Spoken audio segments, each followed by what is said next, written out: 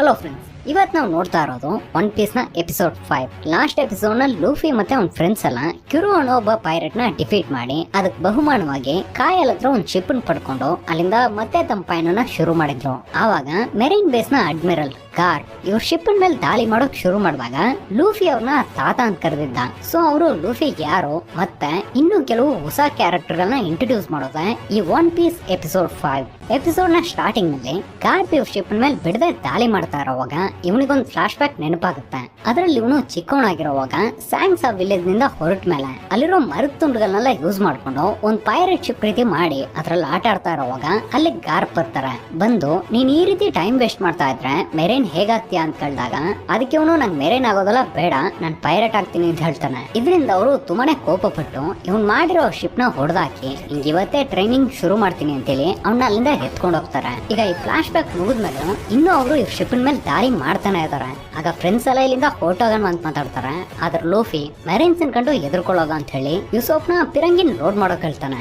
ಆದ್ರೆ ಅವನಿಗೆ ಸರಿಯಾಗಿ ಲೋಡ್ ಮಾಡೋಕ್ ಬರ್ದೆ ಎಲ್ಲಾ ಗುಂಡ್ಗಳನ್ನು ಕೆಳಗಡೆ ಇಟ್ಟು ಎಡವೇಟ್ ಮಾಡಿದಾಗ ತಕ್ಷಣನೇ ಗಾರ್ಪ್ ಮೆರೈನ್ಸ್ ನ ಆರ್ಡರ್ ಪ್ರಕಾರ ಪೈರೇಟ್ ಶಿಪ್ ನ ಸ್ಲೂಪನ್ ಕೆಳಗಡೆ ಇಳಿಸಿ ಎಲ್ರು ಸರೆಂಡರ್ ಆಗಿ ಅಂತ ಅನೌನ್ಸ್ ಮಾಡ್ತಾರೆ. ಆಗ ಲೂಫಿ ಆಗಲ್ಲ ಅಂತ ಹೋಗಾಡೋದ್ ನೋಡಿ ಹಿಂಗ್ ಮಾಡ್ತೀನಿ ತಡಿ ಅಂತ ಹೇಳಿ ಒಂದ್ ಗುಂಡನ್ ತಗೊಂಡು ಕೈ ನಿಮ್ದೆ ಶಿಪ್ ಮೇಲೆ ಎಸಿತಾರೆ. ಇದನ್ನ ನೋಡಿ ಲೂಫಿ ತಕ್ಷಣನೇ ಹೊಟ್ಟೆ ಪೂರ್ತಿ ಗಾಳಿ ತುಂಬಿಸ್ಕೊಂಡು ಬಲೂನ್ ರೀತಿ ಬದಲಾದಾಗ ಆ ಗುಂಡು ಹಾಗೆ ರಿಪ್ಪಲ್ ಆಗುತ್ತೆ. ಹಾಗೆ ರಿಪ್ಪಲ್ ಆಗಿ ಮತ್ತೆ ಮೆರೈನ್ ಶಿಪ್ ಮೇಲೆ ಬಿದ್ದಾಗ ಅದ್ರ ಸ್ಲೂಪ್ ಹೊಡೆದು ಕೆಳಗಡೆ ಬೀಳ್ತಾ ಇದೆ.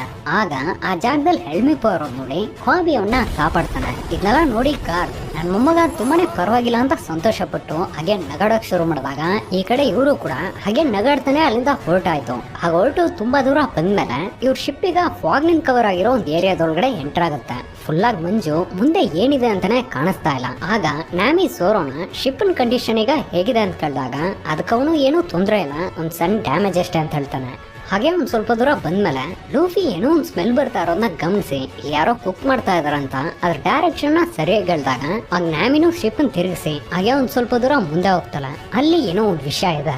ಏನಂತ ನೋಡಿದ್ರೆ ಅದೊಂದ್ ತೇಲಾಡ್ತಾ ಇರೋ ರೆಸಾರ್ಟ್ ಹೈವೇ ನಲ್ಲಿರೋ ಡಾಬಾ ರೀತಿ. ಹಾಗೆ ಇವರು ಅಲ್ಲಿ ತಮ್ಮ ಶಿಪ್ ಪಾರ್ಕ್ ಮಾಡಿ ಲೂಫಿ ತುಂಬಾನೇ ಸಂತೋಷ ಪಟ್ಟು ಎಲ್ರು ಒಳಗಡೆ ಕರ್ಕೊಂಡು ಹೋದಾಗ ಅಲ್ಲಿರೋ ರಿಸೆಪ್ಷನಿಸ್ಟ್ ಟೇಬಲ್ ಯಾವ್ದು ಈಗ ಫ್ರೀ ಇಲ್ಲ, ಸೊ 3 ವಾರ ಕಳೆದ್ ಬನ್ನಿ ಅಂತ ಮಾತಾಡ್ತಾ ಇರೋದನ್ನ ನ್ಯಾಮಿ ಕೇಳಿ ಅವನಿಗೆ ದುಡ್ಡು ಕೊಟ್ಟಾಗ ಅವನು ಸರಿ ಅಂತ ಎಲ್ರು ಒಳಗಡೆ ಬಿಡ್ತಾನೆ. ಈಗ ಕಿಚನ್ ನಲ್ಲಿ ಒಬ್ಬ ಚೆಫ್ ಮೆನುನಲ್ಲೇ ಇಲ್ದೇ ಇರೋ ಒಂದು ಹೊಸ ವಿಷಯನ ತುಂಬಾ ಚೆನ್ನಾಗಿ ಕುಕ್ ಮಾಡ್ತಾ ಇರೋವಾಗ ಅವನ್ ಜೊತೆ ಕೆಲಸ ಮಾಡ್ತಾ ಇರೋ ಮತ್ತೊಬ್ಬ ಇದೆಲ್ಲ ಬಾಸ್ ಇಷ್ಟ ಆಗಲ್ಲ, ನಿಂಗೇನೋ ಹೊರಗಡೆ ಹೋಗ್ಬೇಕು ಅಂತ ಆಸೆನ ಅಂತ ಕೇಳ್ತಾ ಇರೋವಾಗ ಇದೇ ಟೈಮ್ ಆ ಬಾಸ್ ಅಲ್ಲಿಗೆ ಬರ್ತಾರೆ. ಅವ್ರ ಹೆಸರು ರೆಡ್ ಲೆಗ್ ಜೆಫ್ ಅಂತ. ಅವ್ರಿಗೊಂದ್ ಕಾಲಿಲ್ಲ.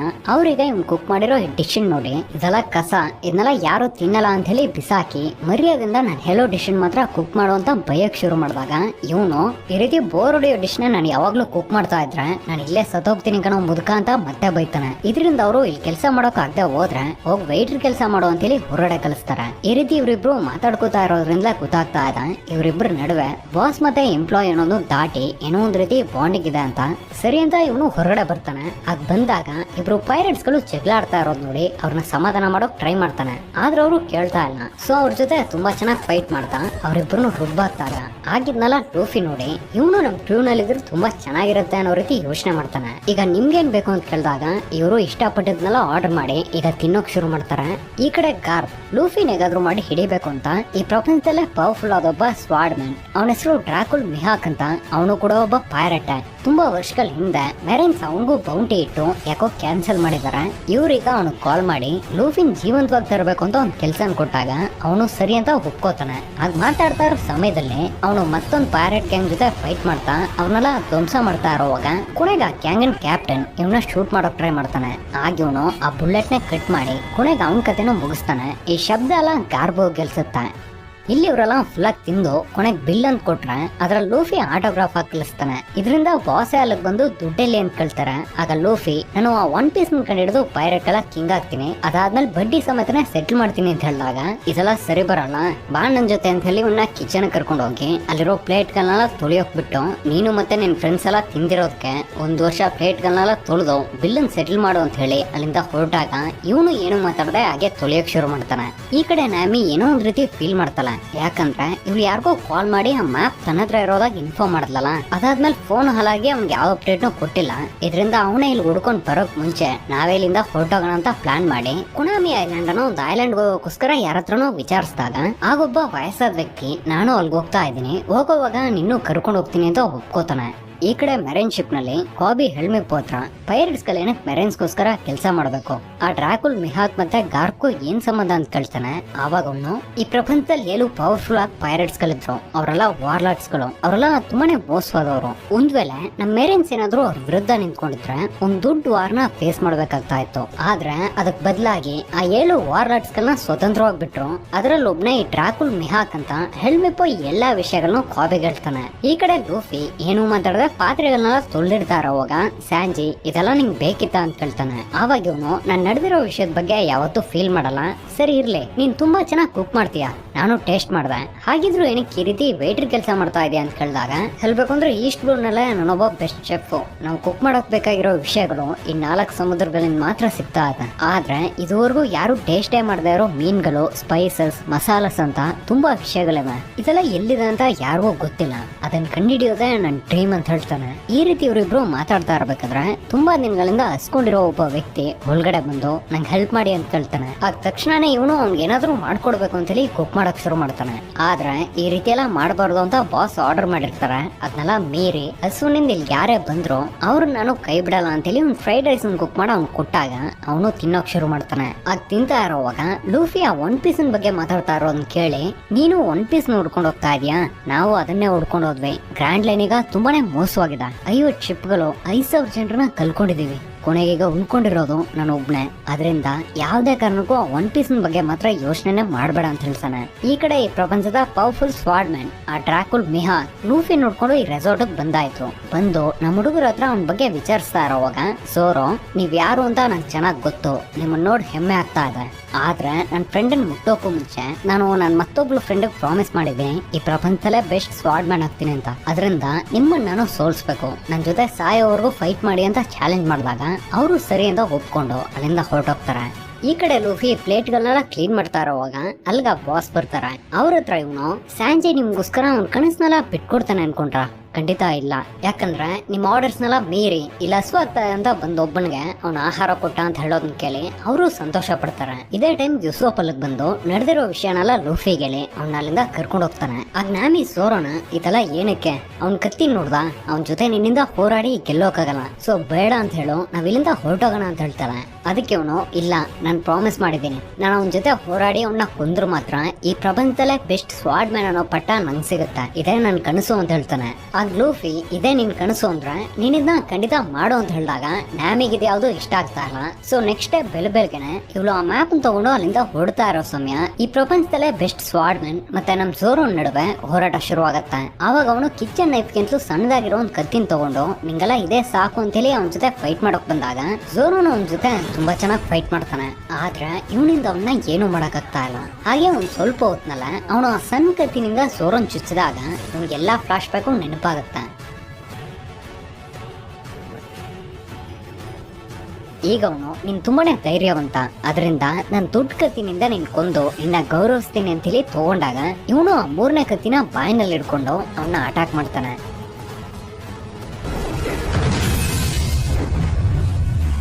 ಇದರಿಂದ ಇವನ್ ಕತ್ತಿಗಳೆಲ್ಲ ಪುಡುಪುಡಿ ಆದಾಗ ಇನ್ಮೇಲೆ ಅವನ ಜೊತೆ ಹೋರಾಡಿ ಗೆಲ್ಲೋದು ಸಾಧ್ಯನೇ ಇಲ್ಲ ಅನ್ನೋ ವಿಷಯ ಝೋರೋ ಅರ್ಥ ಮಾಡ್ಕೊಂಡು ನನ್ ಕೊಂದ್ಬಿಡು ಅಂತ ಕೇಳ್ಕೊತಾನೆ. ಆಗ ಇದೇ ಟೈಮ್ ನ್ಯಾಮಿನೂ ಹೋಗದೆ ಮತ್ತೆ ಬಂದು ಇದನ್ನೆಲ್ಲ ನೋಡ್ತಾ ಇರೋವಾಗ ಆಗ ಅವನು ಝೋರೋ ಎದೆ ಮೇಲೆ ಕತ್ತರಿಸಿ ಲೂಫಿನ ಮಂಕಿ ಡಿ ಲೂಫಿ ನಿನ್ ಗೋಲ್ ಏನು ಅಂತ ಕೇಳ್ತಾನೆ. ಆಗ ಇವನು ನನ್ನ ಒನ್ ಪೀಸ್ ಕಂಡಿಡಿದು ಪೈರೇಟ್ ಗಳ ಕಿಂಗ್ ಆಗ್ತೀನಿ ಅಂತ ಹೇಳಿದಾಗ ಅದು ನಾನು ಸೋಲ್ಸೋದಕ್ಕಿಂತಲೂ ಅಪಾಯವಾದ ವಿಷಯ, ಒಂದ್ ವೇಳೆ ನೀನದನ್ನ ಕಂಡಿಡಿಯೋಕೋ ಚಾನ್ಸ್ ಇದೆ.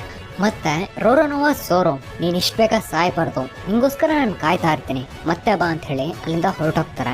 ಆಗ ಝೋರೋನು ನಾನವನ್ನ ಸೋಲ್ಸಿ ಈ ಪ್ರಪಂಚದ ಪವರ್ಫುಲ್ ಸ್ವಾರ್ಡ್ ಮ್ಯಾನ್ ಆಗೋವರೆಗೂ ಯಾವ್ದೇ ಕಾರಣಕ್ಕೂ ನಿಲ್ಲಲ್ಲ ಅಂತ ಹೇಳಿ ಹಾಗೆ ಪ್ರಜ್ಞೆ ತಪ್ಪೋಗ್ತಾನೆ. ಇಲ್ಲಿಗೆ 5ನೇ ಎಪಿಸೋಡ್ ಮುಗಿತಾ ಇದೆ. ಈಗ 6ನೇ ಎಪಿಸೋಡ್ ನ ಸ್ಟಾರ್ಟಿಂಗ್ ನಲ್ಲಿ ಪ್ರಾಣಕ್ಕೆ ಹೋರಾಡ್ತಾ ಇರೋ ಝೋರೋನ ಇವರೆಲ್ಲ ಸೇರಿ ರೆಸಾರ್ಟ್ ಒಳಗಡೆ ತಗೊಬಂದು ಏನ್ ಮಾಡೋದು ಅಂತ ಯೋಚನೆ ಮಾಡ್ತಾ ನ್ಯಾಮಿ ಇಲ್ಲಿ ಯಾರಾದ್ರೂ ಡಾಕ್ಟರ್ ಇದಾರ ವಿಚಾರಿಸು ಅಂತ ಹೇಳಿ ಲೂಫಿನ ಅಲ್ಲಿಂದ ಕಳಿಸ್ತಾಳೆ. ಈ ಕಡೆ ಸ್ಯಾಂಜಿ ಮತ್ತೆ ಆ ಬಾಸ್ ಇಬ್ರು ಸೇರಿ ಏನೋ ಒಂದು ಡಿಶ್ ನ ಕುಕ್ ಮಾಡ್ತಾ ಇರೋವಾಗ ಅಲ್ಲಿಗೆ ಲೂಫಿ ಬರ್ತಾನೆ. ಬಂದು ವಿಷಯ ಹೇಳಿದಾಗ ನನ್ನಿಂದ ಹೆಲ್ಪ್ ಮಾಡಕ್ಕಾಗಲ್ಲ ಅಂತ ಸ್ಟಾರ್ಟಿಂಗ್ ನಲ್ಲಿ ಹೇಳಿದ್ರು. ಕೊನೆಗೆ ಸರಿ ಬರ್ತೀವಿ ಅಂತ ಒಪ್ಕೊಂಡು ಒಂದ್ ಫ್ರೆಶ್ ಆದ ಮೀನನ್ ತಗೊಂಡು ಆ ಕಡೆ ಹೊರಟ್ ಬರ್ತಾರೆ. ಬಂದು ಸೋರೋಗಾಗಿರೋ ಗಾಯನ ಫುಲ್ ಆಗಿ ಸ್ಟಿಚ್ ಮಾಡಿ ಇವ್ರು ತಗೋ ಬಂದಿರೋ ಆ ಮೀನಿನ ಚರ್ಮನ ಸುಲಿದು, ಇದು ಪೈರೇಟ್ ಕಲ ತುಂಬಾ ಒಳ್ಳೆ ಟ್ರಿಕ್. ಮೀನಿನ ಚರ್ಮ ಗಾಯನ್ ಬೇಗ ಸರಿ ಮಾಡುತ್ತೆ ಅಂತ ಹೇಳಿ ಆ ಗಾಯದ ಮೇಲೆ ಬ್ಯಾಂಡೇಜ್ ಇಟ್ಟು ಇವ್ನ್ ಬದುಕೋದು ತುಂಬಾನೇ ಕಷ್ಟ. ಇವನ್ ಜೊತೆ ಮಾತಾಡಿ ಇವ್ನಿಗೆ ಇಷ್ಟ ಇರೋ ವಿಷಯಗಳನ್ನ ಮಾಡಿ ತನ್ನ ಕ್ರೂ ಈಗ ತನ್ನ ಜೊತೆ ಇದಾರೆ ಅನ್ನೋದನ್ನ ಇವನ್ ನಂಬಬೇಕು. ಯಾವತ್ತಾದ್ರೂ ಕಂಡ್ಬಿಡ್ತಾನೆ. ಅದುವರೆಗೂ ನೀವು ಇಲ್ಲೇ ಸ್ಟೇ ಮಾಡ್ಕೊಳ್ಳಿ ಅಂತ ಹೇಳಿ ಅಲ್ಲಿಂದ ಹೊರಟೋಗ್ತಾರೆ. ಈ ಕಡೆ ಮೆರೈನ್ ಶಿಪ್ ನಲ್ಲಿ ಮಿಹಾಕಿಗ ಕಾರ್ಪಿನ್ ಮೀಟ್ ಮಾಡ್ತಾನೆ. ಆಗ ಅವರು ಯಾಕೆ ಅವ್ನ್ ಬಿಟ್ ಬಂದ ಅಂತ ಕೇಳಿದಾಗ ಆಗ ಅವನು, ನಿಮ್ಗೆ ಚೆನ್ನಾಗ್ ಗೊತ್ತು, ನಾನು ಯಾರ ಮಾತನ್ನು ಕೇಳಲ್ಲ, ನಂಗೇನ್ ಅನ್ಸುತ್ತೋ ಅದನ್ನ ಮಾತ್ರ ಮಾಡ್ತೀನಿ. ಆ ಹುಡುಗನ ಹತ್ರ ಏನೋ ಒಂದು ವಿಷಯ ಇದೆ, ಅವನ ಹೇಗ ಗ್ರ್ಯಾಂಡ್ ಲೈನ್ಗೆ ಹೋಗ್ತಾನೆ ಅಂತ ನಾನು ಖಂಡಿತ ನೋಡ್ಬೇಕು.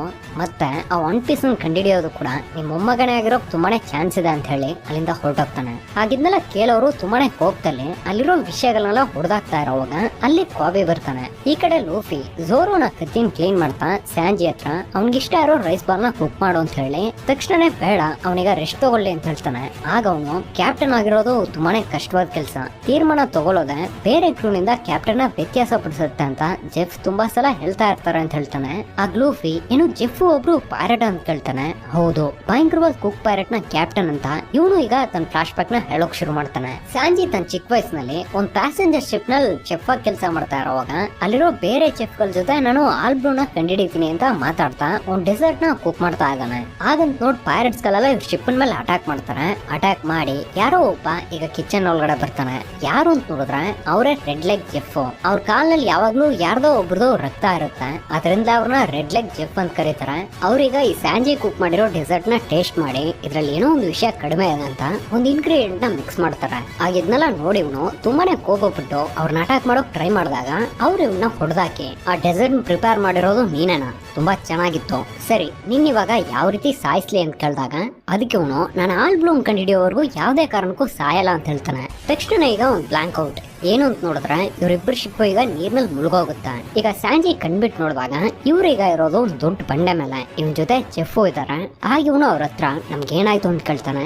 ಆಗ ಅವರು ನಮ್ಮಿಬ್ರು ಶಿಪ್ ಮುಳುಗಿ ಕೊನೆಗೀಗ ಜೀವಂತವಾಗಿರೋದು ನಾವಿಬ್ರೆ, ಇಲ್ಲಿ ಯಾವ್ದಾದ್ರು ಶಿಪ್ ಕ್ರಾಸ್ ಆಗೋವರೆಗೂ ನಾವಿಬ್ರು ಕಾಯ್ಬೇಕು ಅಂತ ಹೇಳಿ ಅವ್ರ ಹತ್ರ 2 ಚೀಲದಲ್ಲಿ ಆಹಾರ ಇದೆ, ಇದನ್ನ ತಿಂದು ಜೀವಂತವಾಗಿರೋ ಅಂತ ಹೇಳಿ ದೊಡ್ಡದನ್ನ ಅವ್ರು ಇಟ್ಕೊಂಡು ಸಣ್ಣದನ್ನ ಸ್ಯಾಂಜಿ ಕೊಟ್ಟಾಗ ಇದನ್ನ ನೋಡಿ ಇವನು ನಿಂಗ್ ಮಾತ್ರ ದೊಡ್ಡ ಚೀಲನ ಅಂತ ಅವ್ರ ಜೊತೆ ಜಗ್ಲಕ್ ಹೋಗ್ತಾನೆ. ಆಗ ಅವರು ಇದ್ನಾರು ಕೊಟ್ನಲ್ಲ ಅಂತ ಸಂತೋಷ ಪಡು, ನನ್ ಡಿಸ್ಟರ್ಬ್ ಮಾಡಬೇಡ, ಮರ್ಯಾದೆಯಿಂದ ಆ ಕಡೆ ಹೋಗಿ ಯಾವ್ದಾದ್ರು ಶಿಪ್ ಬರೋವರೆಗೂ ವೆಯ್ಟ್ ಮಾಡು ಅಂತ ಹೇಳಿ ಇವನ್ನ ಅಲ್ಲಿಂದ ಕಳಿಸ್ಬಿಡ್ತಾರೆ.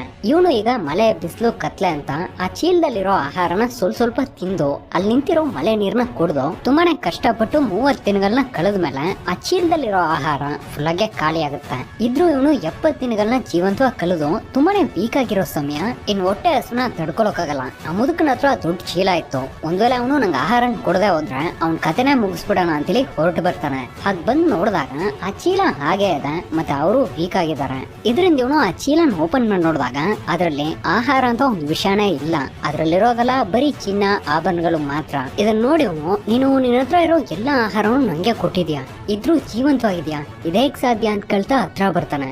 ಆಗ್ತಾನೆ ಗೊತ್ತಾಗುತ್ತೆ ಅವರು ತನ್ನೊಂದ್ ಕಾಲ್ನೇ ಕಟ್ ಮಾಡಿ ಅದನ್ನ ಆಹಾರವಾಗಿ ತಿಂದು ಇಷ್ಟು ದಿನ ಜೀವಂತವಾಗಿದ್ರು ಅಂತ. ನಾನ್ ಯಾರು ಅಂತಾನೆ ನಿಂಗೆ ಗೊತ್ತಿಲ್ಲ, ನಂಗೋಸ್ಕರ ಯಾಕೆ ಹೀಗ್ ಮಾಡಿದೆ ಅಂತ ಕೇಳ್ತಾನೆ. ಆವಾಗ ಅವರು, ನನ್ನ ಜೀವನ ಪೂರ್ತಿ ನಾನು ಆಲ್ಬ್ರೂನ್ ಹುಡುಕ್ತಾನೆ ಇದ್ದೆ, ಕೊನೆವರೆಗೂ ನಂಗದು ಸಿಗ್ಲೇ ಇಲ್ಲ, ಅದ್ ನನ್ ಕನಸಾಗಿತ್ತು, ಅದೇ ಕನಸು ನಿಂಗೂ ಇದೆ. ಸೊ ನಮ್ಮಿಬ್ಬರ ಕನಸನ್ನ ನೆರವೇರಿಸೋದಕ್ಕೆ ನೀನ್ ಜೀವಂತವಾಗಿರ್ಬೇಕು, ಅದಕ್ಕೋಸ್ಕರನೇ ಹೀಗ್ ಮಾಡ್ದೆ ಅಂತ ಹೇಳ್ತಾರೆ. ಈ ಫ್ಲಾಶ್ ಬ್ಯಾಕ್ ಮುಗಿದು ಸ್ಯಾಂಜಿ ಒಂದ್ ವೇಳೆ ಅವರು ನನ್ ಸಾಯಿಲಿ ಅಂತ ಬಿಟ್ಟಿರ್ಬೋದು, ಆದ್ರೆ ಒಬ್ರು ಒಳ್ಳೆ ಕ್ಯಾಪ್ಟನ್ ಆಗಿ ಕಷ್ಟವಾದ ನಿರ್ಧಾರ ತಗೊಂಡ್ರು ಅಂತ ಹೇಳಿದಾಗ ಆಗ ಲೂಫಿ ನಾನು ಇದನ್ನ ಝೋರೋಗೋಸ್ಕರ ಮಾಡೋಕ್ ತಯಾರಾಗಿದ್ದೀನಿ ಅಂತ ಹೇಳಿ ಅಲ್ಲಿಂದ ಹೊರಟು ಅವನ್ನ ನೋಡಕ್ ಬರ್ತಾನೆ. ಈ ಕಡೆ ನ್ಯಾಮಿ ಝೋರೋ ಕಥೆ ಹೇಳ್ತಾ ಇರೋವಾಗ ಅಲ್ಲಿ ಲೂಫಿ ಬಂದಿರೋದ್ ನೋಡಿ ತಕ್ಷಣನೇ ಇದಕ್ಕೆಲ್ಲ ಕಾರಣ ನೀನೇ, ನೀನ್ ಅನ್ಕೊಂಡಿದ್ರೆ ಇದನ್ನೆಲ್ಲ ತಡೆದು ನಿಲ್ಸ್ಬೋದಾಗಿತ್ತು, ಯಾಕೀಗ್ ಮಾಡ್ದೆ ಅಂತ ಕೇಳ್ತಾಳೆ. ಆವಾಗ ಇವನು, ನಾನ್ ಯಾರ್ ಕನಸಿಗೂ ಯಾವತ್ತೂ ಅಡ್ಡ ಬರಲ್ಲ, ನಿಂಗೆ ಕನಸು ಅಂತ ಒಂದ್ ವಿಷಯ ಇಲ್ವೇ ಇಲ್ವಾ, ನೀನ್ ತುಂಬಾನೇ ಇಷ್ಟ ಪಡೋ ವಿಷಯ ಏನಾದ್ರೂ ಇದೆಯಾ ಅಂತ ಕೇಳಿದಾಗ ಆಗಾಗ್ಲೂ ತುಂಬಾನೇ ಬೇಜಾರಾಗಿ ಎಲ್ರಿಂದಲೂ ಅವ್ರ ಕನಸ್ಗೋಸ್ಕರ ಬದುಕೋಕಾಗಲ್ಲ ಅಂತ ಹೇಳಿ ಅಲ್ಲಿಂದ ಹೊರಟೋಗ್ತಾಳೆ. ಈ ಕಡೆ ಗಾರ್ಪ್ ಕಾಬಿ ಹತ್ರ ಲೂಫಿಗ್ ನಾನು ತುಂಬಾ ವರ್ಷ ಕಷ್ಟಪಟ್ಟು ಟ್ರೈನಿಂಗ್ ಕೊಟ್ಟೆ, ಅವನೊಬ್ಬ ಒಳ್ಳೆ ಮೆರೈನ್ ಮಾಡ್ಬೇಕು ಅನ್ಕೊಂಡೆ, ಆದ್ರೆ ಅವನು ನನ್ ಮಾತನ್ನ ಕೇಳಲೇ ಇಲ್ಲ, ನಾನು ಅವನ್ನ ಚಿಕ್ಕ ವಯಸ್ಸಿನಲ್ಲೇ ಸರಿಯಾಗಿ ಬೆಳೆಸ್ಬೇಕಾಗಿತ್ತು ಅಂತ ಹೇಳಿದಾಗ ಆ ಕಾಬಿ ಲೂಫಿ ಯಾರು ಅಂತ ನಂಗೆ ಚೆನ್ನಾಗ್ ಗೊತ್ತು, ಅವ್ನ್ ಯಾವ್ದೇ ಕಾರಣಕ್ಕೂ ತನ್ನ ಕನಸುಗಳನ್ನ ಬಿಟ್ಕೊಡಲ್ಲ, ಮತ್ತೆ ಯಾರ ಮಾತನ್ನು ಕೇಳಲ್ಲ, ಸ್ವಂತವಾಗಿ ಯೋಚನೆ ಮಾಡ್ತಾನೆ. ನಾವೆಷ್ಟೇ ಜನರನ್ನ ಅವನ್ನ ತಗೋಬರೋಕ್ ಕಲ್ಸಿದ್ರು ಅವನು ಪೈರೇಟ್ ಆಗ್ಬೇಕು ಅನ್ನೋ ಆ ಕನಸ್ನ ನಮ್ಮಿಂದ ಬದಲಾಯಿಸೋಕಾಗಲ್ಲ. ಅವ್ನು ಇದಕ್ಕೋಸ್ಕರ ಸಾಯೋಕ್ಕೂ ತಯಾರಾಗಿರ್ತಾನೆ ಅಂತ ಹೇಳಿದಾಗ ಕಾರ್ಪು ಇದ್ರ ಬಗ್ಗೆ ಏನು ಮಾತಾಡ್ದೆ ಎಲ್ಲಾ ಮೆರೇಜ್ ಡೆಕ್ ಬರೋಕ್ ಹೇಳಿ ಅಲ್ಲಿಂದ ಹೊರಟೋಗ್ತಾರೆ. ಇಲ್ಲಿವಾಗ ಶಾರ್ಕ್ ರೀತಿ 3 ಜನ ರೆಸಾರ್ಟ್ ಕಡೆ ಬರ್ತಾವ್ರೆ. ಯಾರು ಅಂತ ನೋಡಿದ್ರೆ ಅದು ಆರ್ಲಾಂಗ್. ಅವನಿಗ ಇಲ್ಲಿರೋ ಎಲ್ರನ್ನೂ ಎದುರಿಸಿ ಸೆಫ್ ಹತ್ರ ಇಲ್ಲಿ ಲೂಫಿ ಅಂತ ಯಾವ್ದಾದ್ರು ಹುಡುಗ ಇದ್ದಾನ ಅಂತ ಕೇಳ್ತಾನೆ. ಅದಕ್ಕೆ ಅವರು ಆ ರೀತಿಯೆಲ್ಲ ಯಾರು ಇಲ್ಲ ಅಂತ ಹೇಳಿ ಅವನ್ನ ಕಾಪಾಡೋಕ್ ಟ್ರೈ ಮಾಡ್ತಾ ಇರೋವಾಗ ಇದನ್ನೆಲ್ಲ ನ್ಯಾಮಿ ಕೇಳಿ ಲೂಫಿನ ತಕ್ಷಣನೇ ನಾವ್ ಇಲ್ಲಿಂದ ಹೊರಡ್ಬೇಕು, ಆರ್ಲಾಂಗ್ ನಿನ್ನ ಹುಡುಕೋ ಬಂದಿದ್ದಾನೆ, ಬಿಟ್ರಿ ಜಾಗನೇ ನಾಶ ಮಾಡ್ಬಿಡ್ತಾನೆ, ಬಾ ಇಲ್ಲಿಂದ ಹೊರಡೋಣ ಅಂತ ಕರೀತಲ್ಲ. ಆಗ ಅವನು ಇಲ್ಲ, ನನ್ನಿಂದ ಯಾರಿಗೂ ತೊಂದರೆ ಉಂಟಾಗಬಾರ್ದು, ಅವನಿಗೆ ನನ್ ಜೊತೆ ಫೈಟ್ ಮಾಡೋಕ್ ಆಸೆ ಅಂದ್ರೆ ನಾನು ರೆಡಿ ಅಂತ ಹೇಳಿ ಹಾಗೆ ಕೆಳಗಡೆ ಬರ್ತಾನೆ. ಹಾಗೆ ಬಂದು ಆರ್ಲಾಂಗ್ ಹತ್ರ ನೀನು ನಾನು ಹುಡುಕ್ತಾ ಇರೋದ ಕೇಳ್ಪಟ್ಟೆ, ಅದೆಲ್ಲ ನಿಜಾನ ಅಂತ ಕೇಳ್ತಾನೆ. ಅದಕ್ಕೆ ಹೌದು ಅಂತ ಇಲ್ಲಿ ನಡೆದಿರೋ ಇವ್ರು ಮಾತಾಡಿರೋ ತುಂಬಾ ವಿಷಯಗಳನ್ನ ಅವ್ನು ಸರಿಯಾಗಿ ಹೇಳ್ತಾನೆ. ಇದೇಗಂದ್ರೆ ಇವ್ರು ಬರೋವಾಗ್ಲೇ ಜೋಕರ್ ಬಗ್ಗಿದು ತಲೆನ್ ಮಾತ್ರ ಸಪರೇಟ್ ಮಾಡಿ ತಗೋ ಬಂದಿರ್ತಾರೆ. ಅದನ್ನೀಗ ಟೇಬಲ್ ಮೇಲೆ ಇಟ್ಟಾಗ ಲೂಫಿ ಆಟ್ನಲ್ಲಿ ಬಚ್ಚಿಟ್ಕೊಂಡಿರೋ ಇವ್ನ ಕಿವಿ ಒಂದು ಅವ್ನ ತಲೆ ಜೊತೆ ಈಗ ಸೇರ್ಕೊಳ್ಳುತ್ತಾ. ವಿಷಯ ಏನು ಅಂದ್ರೆ ಇವರೆಲ್ಲ ಸೇರ್ಕೊಂಡು ಇವ್ನ ಹೊಡೆದಾಕಿ ಅಲ್ಲಿಂದ ತಪ್ಸ್ಕೊಂಡ್ರಲ್ಲ, ಆವಾಗ್ಲೇ ಇವ್ರನ್ನೆಲ್ಲ ಫಾಲೋ ಮಾಡೋಕೋಸ್ಕರ ಇವನೊಂದು ಕಿವಿನ ಲೂಫಿದು ಹ್ಯಾಟ್ ನಲ್ಲಿ ಇಟ್ಟು ಅದರಿಂದ ಎಲ್ಲಾ ವಿಷಯಗಳನ್ನು ಕೇಳಿ ತಿಳ್ಕೊಂಡು ಅದನ್ನ ಆರ್ಲಾಂಗ್ ಅಪ್ಡೇಟ್ ಮಾಡಿರ್ತಾನೆ.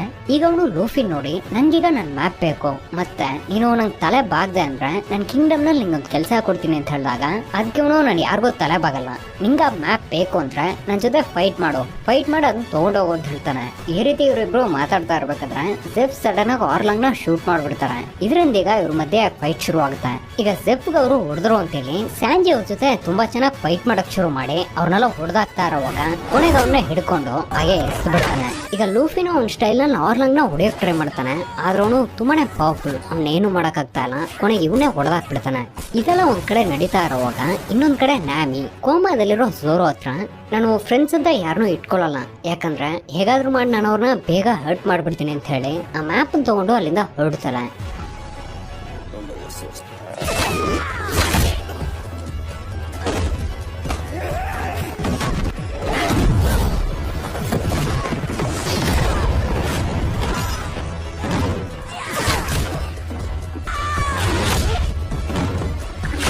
ಈ ಕಡೆ ಆರ್ಲಾಂಗ್ ಲೂಫಿನ್ ಚೆನ್ನಾಗಿ ಹೊಡೆದು ಕೊನೆಗೆ ಅವನ್ನ ಕೊಳ್ಳೋಕ್ ಮುಂದಾದಾಗ ತಕ್ಷಣನೇ ನ್ಯಾಮಿ ಅಲ್ಲಿಗೆ ಬಂದು ಆರ್ಲಾಂಗ್ ನ ಇದನ್ನೆಲ್ಲ ನಿಲ್ಸು, ನಮ್ಮ ಹತ್ರ ಮ್ಯಾಪ್ ಇದೆ, ಆ ಡೆವಿಲ್ ಫ್ರೂಟ್ ಈಡರ್ ಸಾಯಿಸೋಕ್ ಟ್ರೈ ಮಾಡಿ ಟೈಮ್ ವೇಸ್ಟ್ ಮಾಡ್ಬೇಡ, ಬಾ ಇಲ್ಲಿಂದ ಹೊರಡೋಣ, ಅವನ್ನ ಸಮುದ್ರಕ್ಕೆ ಸಿ, ಅವನ ಕತೆ ಸಮುದ್ರ ಮುಗಿಸುತ್ತೆ ಅಂತ ಹೇಳಿದಾಗ ಅವನು ಲೂಫಿನ್ ನೀರ್ನಲ್ಲಿಟ್ಟು ಅಲ್ಲಿಂದ ಹೊರಟೋಗ್ತಾನೆ. ಸೊ ನ್ಯಾಮಿ ಇಷ್ಟು ದಿನ ಕೆಲಸ ಮಾಡ್ತಾ ಇದ್ದದ್ದು ಈ ಆರ್ಲಾಂಗ್ಗೋಸ್ಕರನೇ, ಮತ್ತೆ ಯಾರಿಗೋ ಕಾಲ್ ಮಾಡೋ ಮ್ಯಾಪ್ ತನ್ನ ಹತ್ರ ಇರೋದಾಗ ಇನ್ಫಾರ್ಮ್ ಮಾಡಲ್ಲ, ಅದು ಕೂಡ ಇವನೇ. ಇದರಿಂದ ಲೂಫಿ ಉಸಿರಾಡೋಕೂ ಆಗದೆ ಈಜೋಕೂ ಆಗದೆ ತುಂಬಾನೇ ಕಷ್ಟಪಟ್ಟು ಕೊನೆಗೆ ಸಾಯೋ ಸ್ಥಿತಿಗೆ ಹೋದಾಗ ಅಲ್ಲಿಗೆ ಸ್ಯಾಂಜಿ ಬಂದು ಅವನ್ನ ಕಾಪಾಡಿ ಮೇಲ್ ತಗೊಂಡೋಗ್ತಾನೆ. ಈ ಕಡೆ ಮೆರೈನ್ ಶಿಪ್ ನಲ್ಲೀಗ ಗಾರ್ಪ್ ಎಲ್ಲಾ ಮೆರೈನ್ಸ್ ಅಸೆಂಬಲ್ ಮಾಡಿ ನಾವು ಆ ಪೈರೇಟ್ಸ್ ಗಳನ್ನ ಖಂಡಿತ ಹಿಡಿಲೇಬೇಕು ಅಂತ ಗಂಭೀರವಾಗಿ ಒಂದು ಸ್ಪೀಚ್ ಕೊಡ್ತಾರೆ. ಅದೇ ಸಮಯ ಇಲ್ಲಿ ಜೆಫ್ ಸ್ಯಾಂಜಿನ ಬೈಯೋ ರೀತಿ ನೀನ್ ಕುಕ್ ಮಾಡೋ ಒಂದೊಂದು ಡಿಶ್ ತುಂಬಾನೇ ಮೋಸವಾಗಿರುತ್ತೆ, ನನ್ ರೆಸಾರ್ಟ್ ಬಿಟ್ಟು ಹೊರಟೋಗು, ಇಲ್ಲೇ ಇದ್ದು ನಿನ್ ಜೀವನ ವೇಸ್ಟ್ ಮಾಡ್ಕೋಬೇಡ ಅಂತ ಹೇಳಿದಾಗ ನನ್ನಿಂದ ನಿಮ್ನ ಬಿಟ್ಟು ಹೋಗಕ್ಕಾಗಲ್ಲ ಅಂತ ಹೇಳ್ತಾನೆ.